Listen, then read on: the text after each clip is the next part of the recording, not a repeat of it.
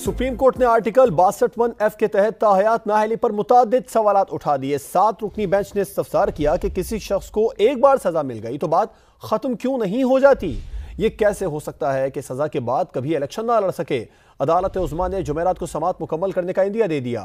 Case میں 3 عدالتی معاونین بھی مقرر کر دیے۔ دوران سماعت چیف جسٹس نے کہا، آرٹیکل 62-63 کی شرائط پہلے ہوتی تو قائد اعظم بھی نااہل ہو جاتے۔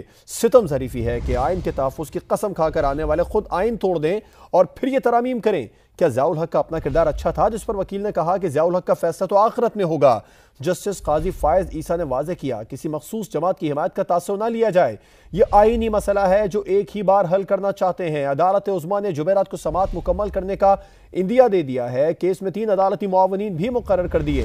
دوران سماعت چیف جسٹس نے کہا، آرٹیکل 62-63 کی شرائط پہلے ہوتی تو قائد اعظم بھی نااہل ہو جاتے، اور ستم ظریفی یہ ہے کہ آئین کے تحفظ کی قسم کھا کر آنے والے خود آئین توڑ دیں اور پھر یہ ترمیم کر دیں۔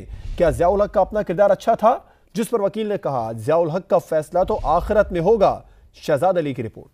اس میں 3 عدالتی معاونین بھی مقرر کر دیے۔ دوران سماعت چیف جسٹس نے کہا، آرٹیکل 62-63 کی شرائط پہلے ہوتی تو قائد اعظم بھی نااہل ہو جاتے۔ ستم ظریفی ہے کہ آئین کے تحفظ کی قسم کھا کر آنے والے خود آئین توڑ دیں اور پھر یہ ترامیم کریں۔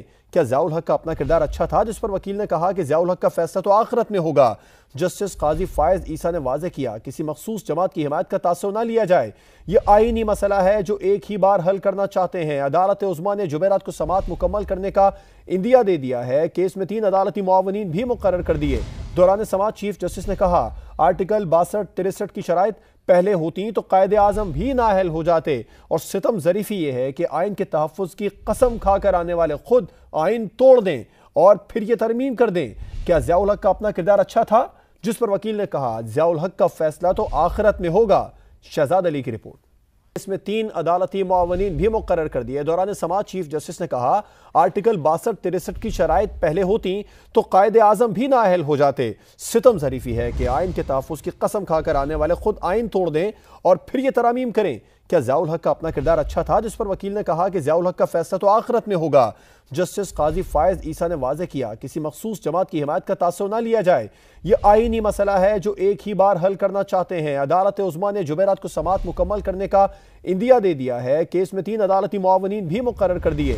دوران سماعت چیف جسٹس نے کہا، آرٹیکل 62-63 کی شرائط پہلے ہوتی تو قائد اعظم بھی نااہل ہو جاتے، اور ستم ظریفی یہ ہے کہ آئین کے تحفظ کی قسم کھا کر آنے والے خود آئین توڑ دیں اور پھر یہ ترمیم کر دیں۔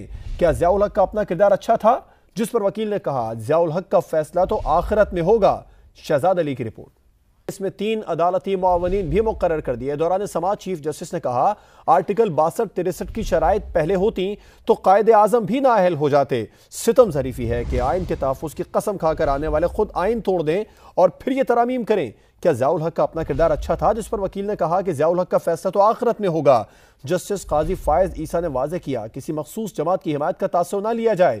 یہ آئینی مسئلہ ہے جو ایک ہی بار حل کرنا چاہتے ہیں۔ عدالت عظمیٰ نے جمعرات کو سماعت مکمل کرنے کا عندیہ دے دیا ہے۔ کیس میں 3 عدالتی معاونین بھی مقرر کر دیے۔